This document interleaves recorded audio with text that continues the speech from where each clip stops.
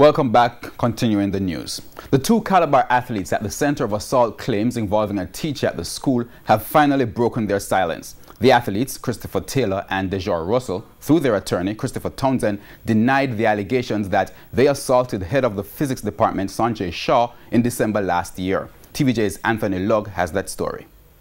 Less than a week after Sanjay Shaw outlined how he was assaulted by two athletes of the Calabar track team on December 15 last year, the athletes Christopher Taylor and DeJour Russell, through their attorney Christopher Townsend, broke their silence on the matter. Certainly these boys did not assault anybody.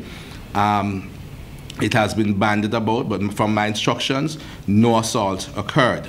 The dispute began when physics teacher Sanjay Shaw needed to borrow sleeping mats from the school's track team while hosting a physics lab for his students. Mr. Shaw said the athletes came to the lab demanding the mats he borrowed earlier. But according to the attorney, the boys were instructed by adults to retrieve them. The view out there that they in fact took it up on themselves to go, it is not so. They were actually instructed. There were several adults at in charge, and I do believe that the adults failed to maintain control over the situation.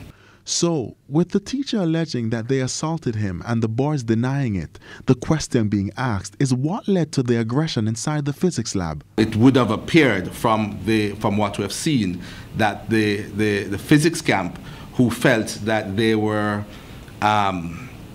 disenfranchised, if you want to use that word, and they were not being paid attention to, and it would appear that they feel that they should be given equal billing as the track and field camp. Both Christopher Taylor and DeJour Russell are expected to compete in the ISA Boys and Girls Championship, which started on Tuesday. While we hope that this is the end of it, the family must prepare themselves if it is that the matter is taken or escalated to another level.